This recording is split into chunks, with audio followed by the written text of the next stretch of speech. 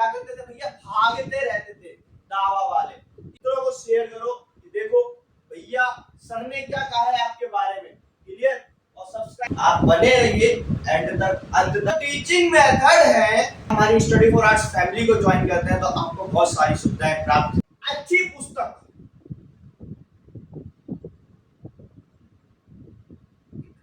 अच्छी पुस्तक हजारों मित्रों के बराबर होती है, लेकिन हमने ये भी कहा है एक अच्छी पुस्तक हजारों मित्रों के बराबर होती है, लेकिन ये भी कहा है कि एक अच्छा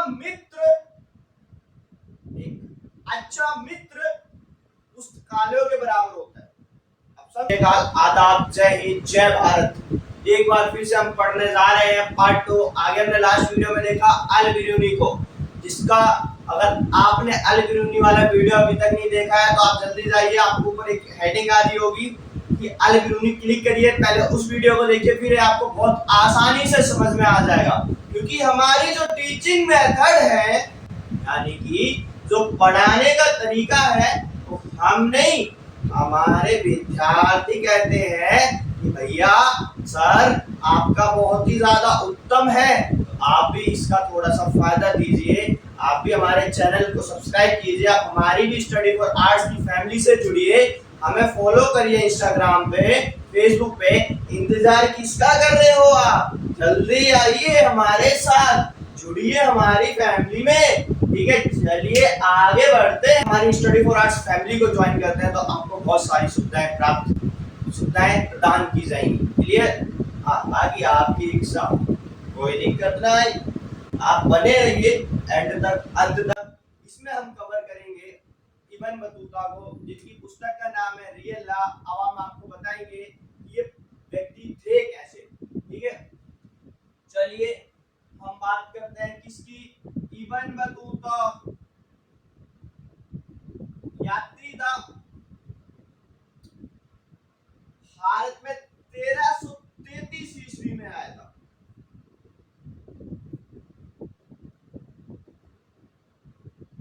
लगभग भारत के अंदर जो शासन चल रहा था वो दिल्ली सल्तनत का समय काल चल रहा था, और इस दिल्ली सल्तनत में जिसका शासन था वो था MBD, यानी कि मोहम्मद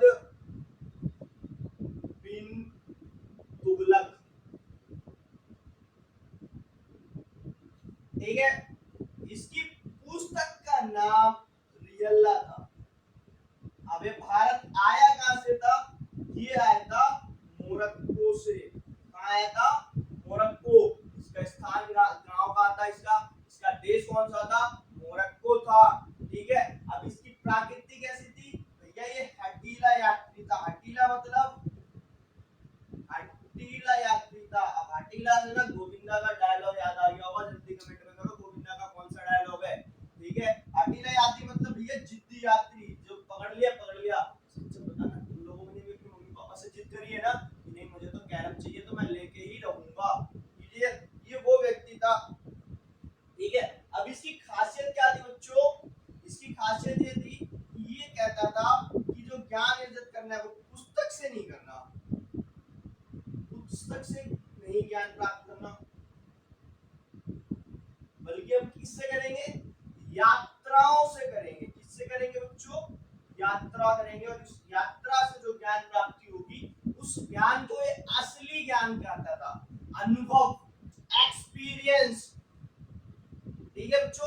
किसको, अनुभव और एक्सपीरियंस को कहता था कि रियल नॉलेज वही है, ज्ञान वही है जो आपको प्राप्त हो आपके अनुभवों से। हाँ बिल्कुल बच्चे, वही ज्ञान है। जैसे मैं वीडियो में बताया था कि जो अल बिरूनी था उसने अपने ज्ञान को पुस्तकों तक सीमित रखा था। वो भारत की संस्कृति को जानने के लिए भारत के ग्रंथ, पुस्तकों पर निर्भर था। लेकिन इब्न बतूता कहता है नहीं, मुझे पुस्तक का ज्ञान नहीं चाहिए, किताबी ज्ञान नहीं चाहिए, इसलिए आपसे कहा जाता है किताबें पढ़ो। अब इसका ये मतलब मतलब ये नहीं है कि इब्न बतूता किताबें नहीं पढ़ता था, कि वो खुद किताब लिख रहा था, वृत्तांत लिख रहा था, तो ऐसा हो ही नहीं सकता कि वो पढ़ता ना हो। लेकिन पढ़ो, ज्यादा डिपेंड मत। एपीजे अब्दुल कलाम ने कहा है, एपीजे अब्दुल कलाम ने कहा है, एक अच्छी पुस्तक,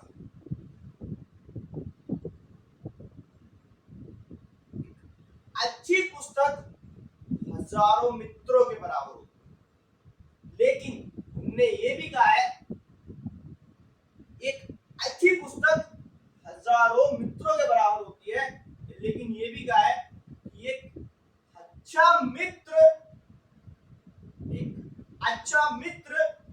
पुस्तकालयों के बराबर होता है। अब समझे? नहीं समझे? पुस्तकालय में सिर्फ एक ही किताब नहीं होती, कई हजार किताबें होती है। और वो मित्र जो है वो उन कई हजार किताबों के बराबर है, अगर आपका मित्र अच्छा है तो। लेकिन आज की दुनिया में मित्र, अच्छी बात है होना, लेकिन अच्छा मित्र होना बहुत ज्यादा अच्छी बात है। क्लियर? अपने मित्रों को शेयर करो कि देखो भैया सर ने क्या कहा है आपके बारे में। क्लियर? और सब्सक्राइब शेयर जरूर करना ना भूले। बल्कि इब्न बतूता क्या कहता था, कहता ये था कि भैया उसने रिहल्ला लिख दी, रिहल्ला में वो कहता था कि मैं पुस्तक के भरोसे नहीं हूं, मैं यात्राओं के भरोसे हूं। किसके भरोसे? यात्राओं के भरोसे हूं। और ये बहुत बड़ी बात कही थी। ठीक है?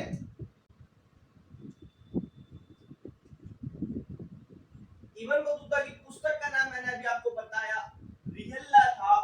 वो भारत कब आया था? 1333 ईस्वी में। लेकिन जब वो भारत आया, ये भारत से पहले कई देशों की यात्रा कर चुका था। आप ब्लॉग बनाने जाते हो ना, आपको जाना कराट प्लेस होता है, लेकिन आप राजेंद्र प्लेस में बना के शूट कर लेते हो, आप मायापुरी जाके शूट कर लेते हो, आप करोल बाग में उतर के शूट कर लेते हो। ठीक है? इस तरीके से आप बीच में कनाट प्लेस से कई जगह होते हुए जाते हो। इसी तरीके से जब भारत आया था तो भारत से पहले कई देशों में घूम के आया था, जैसे कि भैया मक्का हज करके आए, इराक,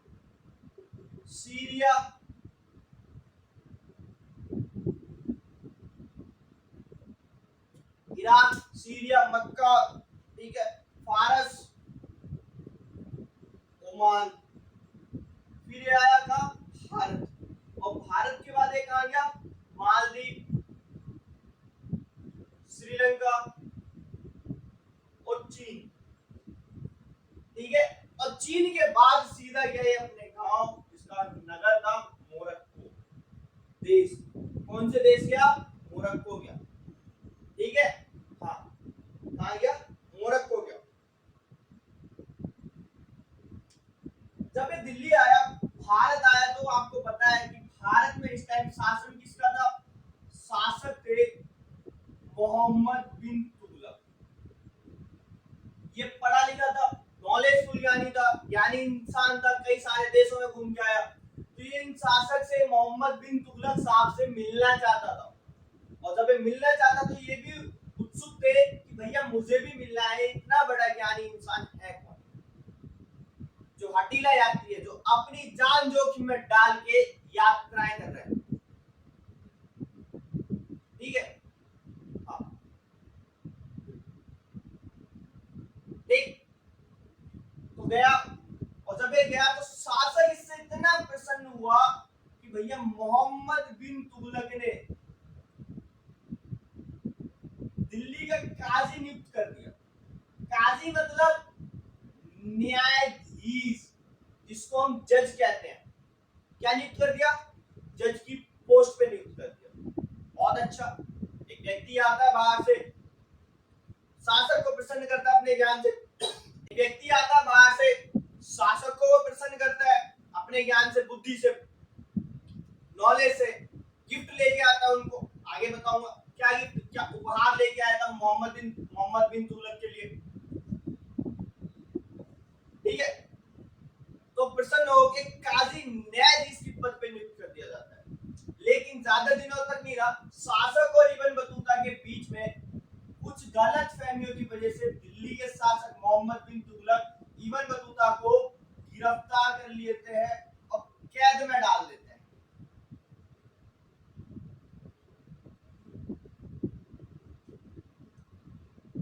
क्या करते हैं? कैद में डाल देते हैं, यानी कि जेल में डाल देते हैं। किसमें बच्चों? जेल में। और जब वो जेल में डालते हैं तो कुछ टाइम उनको रिहा करा जाता है और फिर वो जाते हैं श्रीलंका, चीन, मालदीव जैसी यात्राओं पर। क्लियर?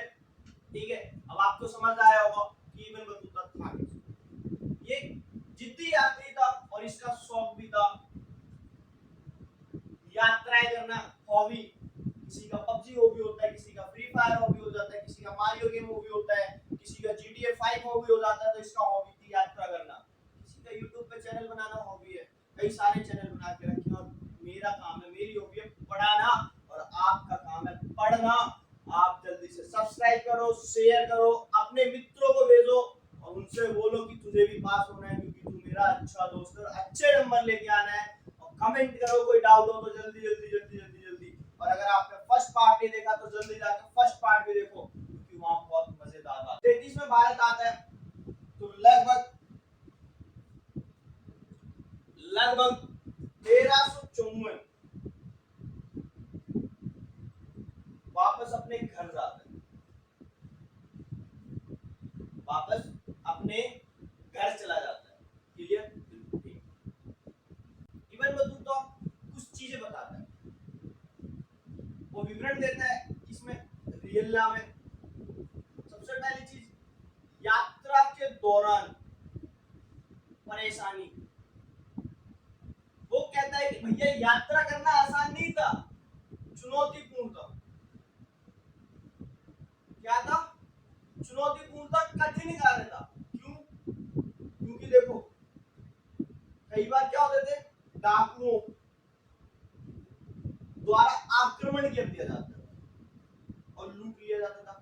एक बार तो वो इतना भयंकर चित्र बताता है कि एक बार मैं यात्रा कर रहा था और मैं एक जत्थे में शामिल हुआ और जंगल के बीच से जब हम निकल रहे थे तो वहां पर लुटेरों ने और डाकुओं ने आक्रमण कर दिया। लुटेरों ने और डाकुओं ने क्या कर दिया? आक्रमण कर दिया। और जब लुटेरे और डाकुओं ने आक्रमण करा तो मेरे प्यारे बच्चों, तो वो कहता है कि ना उन्होंने कुछ नहीं देखा कि बच्चे या बुजुर्ग या महिलाएं, कुछ नहीं देखा, बल्कि उन्होंने उन सबको जान से उतार दिया, जान से मार दिया, सामान लूट लिया। और वो कहता है कि मैं बहुत खुश नसीब था कि मुझे लूट तो लिया गया, मेरा सामान मुझसे लूट लिया गया, लेकिन मेरी जान बच गई, मैं जिंदा हूँ और मैं यात्राएं कर रहा हूँ। ठीक है। दूसरा वो कहता था प्राकृतिक आपदाएं कई बार आ जाती थी, बाढ़ वगैरह, मौसम कई बार खराब होते थे, और सबसे बड़ी चीज है तबीयत, तबीयत खराब होती थी। ये सारी चीजें बताइए उसने कि इन परेशानियों का, इन चुनौतियों का सामना करना पड़ता था। बच्चों क्वेश्चन आता है, ठीक है, यहाँ से यात्रियों को यात्रा के दौरान किन किन चुनौतियों का सामना करना पड़ता था। ठीक है, आप नोट कर लो। कोई डाउट हो तो आप कमेंट में कर देना। इंस्टाग्राम पे जाओ, वहां से आपको नोट्स मिल जाएंगे, सारी चीजें वहां से मिल जाएंगी आपको। ठीक है। फिर ये कहता है कि दिल्ली से दूरी कितनी थी। वो कहता है अगर मुल्तान से दिल्ली आना है तो 40 दिन लगते थे, सिंध से दिन आना है तो 50 दिन का समय लगता था। ठीक है। अगर ग्वालियर से दिल्ली आना है तो 10 दिन का समय लगता था, और अगर दौलताबाद से दिल्ली आना है तो 40 दिन का समय लगता था। क्या लगता था बच्चों? 40 दिन का समय लगता था। ठीक है। अब वो बता रहा था, उसकी किताब रियल थी, पढ़ रहे हैं हम, आपको पढ़ा रहे हैं। ठीक है। ये विशेषता बता रहा है कि किस तरीके से व्यवस्था थी। लेकिन वो रिहल्ला में बच्चों एक अच्छी चीज बताता है और वो कहता है कि डाक व्यवस्था क्या थी बच्चों, डाक व्यवस्था कैसी थी, काफी ज्यादा अच्छी थी। कैसे, सबसे वो कहता है कि डाक व्यवस्था दो तरीके से थी। पहला, एक अश्व और एक पैदल। पैदल को दावा कहा जाता था और इसको उलूक कहा जाता था। क्या कहते थे बच्चों, उलूक। अश्व जो होते थे, जो घोड़े होते थे, वो राजाशाही होते थे, राजशाही होते थे, राज के होते थे। इसका जो ठहराव होता था वो हर 3 मील पर होता था। और वो कहता था कि इन सड़क किनारे क्या बनी होती थी, सराय बनी होती थी, जहां पे ठहरने की उत्तम व्यवस्था होती थी। मतलब हाईवे पे गए हो, होटल्स होते हैं, स्टॉपिंग पॉइंट होती है, नेशनल हाईवे पे आजकल के टाइम पे जाओ तो, रेलवे में जाओ तो बस रेलवे स्टेशन से होते हैं, बस स्टैंड होता है, बस स्टैंड बस से जाओ तो उसी तरीके से वो कहता है कि जब पहले आने थे तो वो सराय होते थे, ठीक है। जब इन दिनों की यात्रा करते तो वहां पर आपको कुएं, पानी वगैरह सारी चीज, खाने पीने की व्यवस्था सारी चीजें होती थी और गांव के ही लोग वहां पे प्रबंध करते थे। एक वो कहते हैं कि हर 3 मील पे क्या होता था, स्टॉप होता था। और ये वो चीज कोई यहाँ पे इसका व्यवस्था किस चीज के लिए, कोई गुप्त या फिर कोई सूचना को शासक तक पहुंचाना होता या फिर व्यापारी के लिए।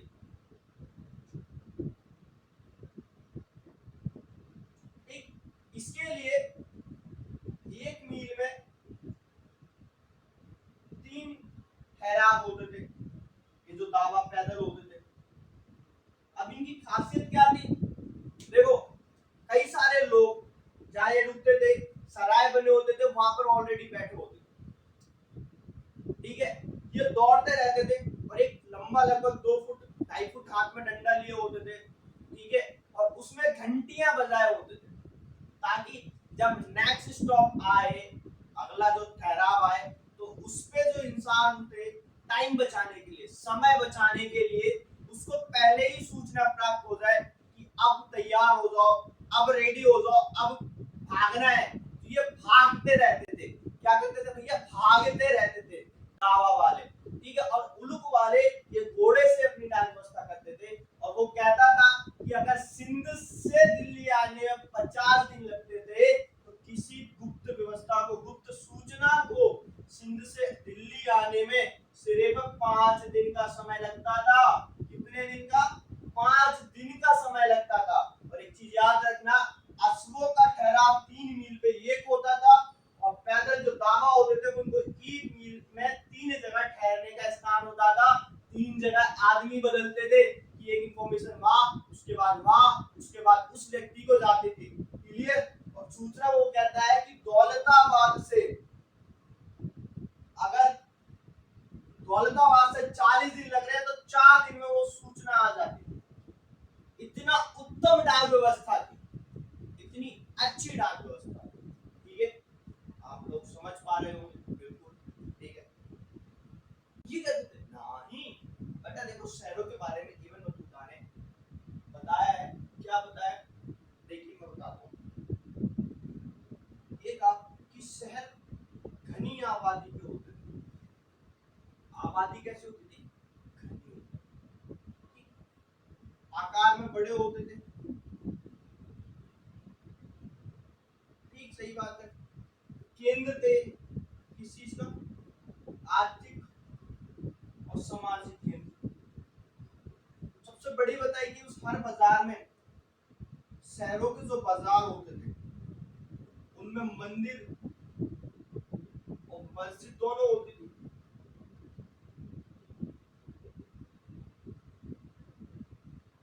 मंदिर मस्जिद दोनों होती थी। सड़क साफ एवं सुथरी होती थी।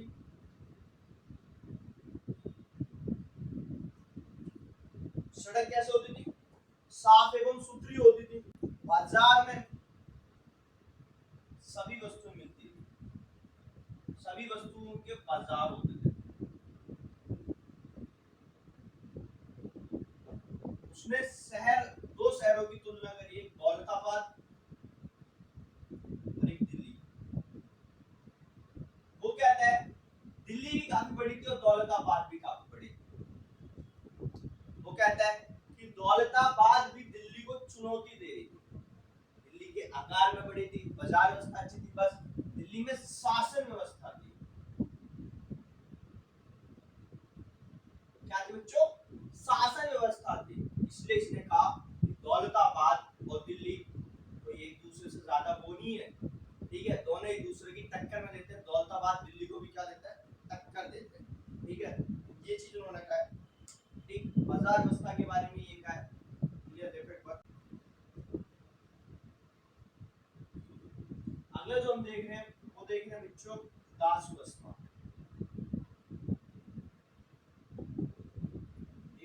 ने दास व्यवस्था के बारे में बताया और उन्होंने कहा कि दासों को खरीदा और बेचा जाता था।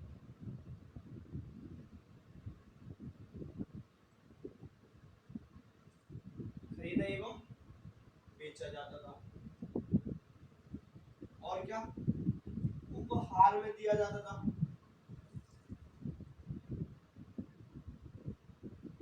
वो कहता है कि जब वो एमबीटी से मिलने जा रहा था, एमबीटी मतलब मोहम्मद बिन तुगलक, उसने भी क्या लिए थे? घोड़े खरीदे और दास, जो कि क्या दिए? उपहार में दिए। कहता है कि मोहम्मद बिन तुगलक से एक पटिजी आए, कोई आए, और जब वो उनके उसमें आए, राज्य में, उनके दरबार में आए, तो उन्होंने उसको सोने चांदी की मोहरें दी, घोड़े दिए और दास भी दी, ठीक है। उन्होंने कहा कि शासक जो दासियों को रखता था, वो बेसिकली मुख्यतः गुप्तचर के लिए रखता था।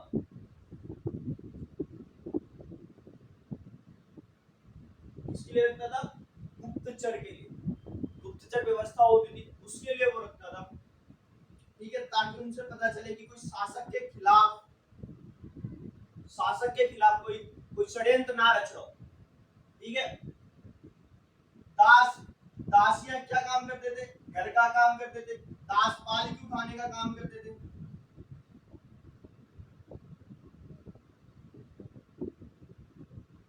और दासियां घर का काम करते थे। दासियों की जो कीमत होती थी ज्यादा होती थी। क्या होती थी बच्चों? दासियों की कीमत क्या होती थी? ज्यादा होती थी। और दासों की क्या होती थी? कम होती थी। दासों के बारे में कहा है। अच्छा, अब एक बात बताओ, एक नाटक आता था उड़ान, उतरन नहीं, सॉरी, उड़ान आता था। और वो आपने जरूर देखा होगा, मुझे आशा है आप लोग बहुत ज्यादा टैलेंटेड बच्चे हो, इस दुनिया के बहुत ज्यादा टैलेंटेड बच्चे हो। ये देखिए सर क्या पढ़ा रहे थे। अरे कहाँ सो रहे हैं, ठीक है। चलिए आगे देखते हैं और क्या कहा उसने।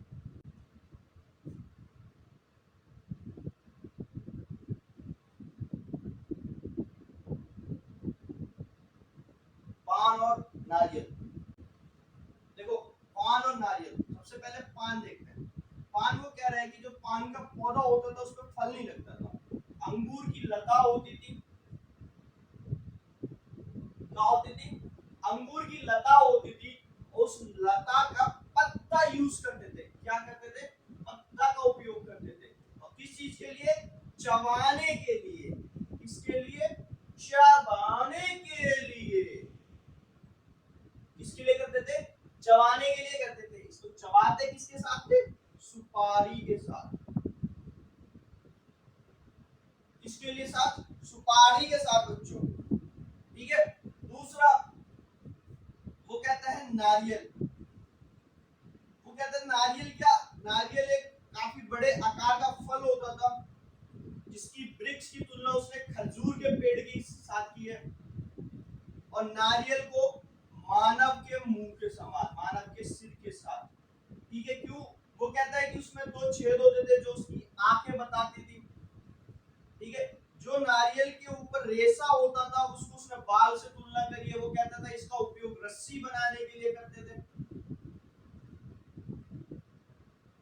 वो कहता था कि नारियल जो था वो सर की तरह ऊपर से सख्त और अंदर से मुलायम होता था, और एक ये फल होता था जिसको पूजा में भी यूज किया जाता था, उसको खाते भी बड़े अच्छे से थे और बड़ा गुणकारी और लाभकारी होता था। क्लियर? ये इवन बतूता था। अगर आपने हमारा चैनल सब्सक्राइब नहीं करा है, सब्सक्राइब करो, सब्सक्राइब करो, फिर आप करते रहो, सब्सक्राइब करो, सब्सक्राइब, ठीक है। इससे अगला जो हमारा एक बचा हुआ है वो बचा हुआ है travel in the Mughal empire नाम का वृत्तांत, ठीक है, जिसको लिखने वाले लेखक का नाम था फ्रांसवा वार्नियर। उसको हम नेक्स्ट वीडियो में लेके आते हैं आपके लिए। जय हिंद, सत श्री अकाल, आदाब, जय भारत, जय हिंद, जय वंदे मातरम, वंदे मातरम, ठीक है। मिलते हैं नेक्स्ट वीडियो में, जल्दी से जल्दी सब्सक्राइब करो, शेयर करो, शेयर करो, शेयर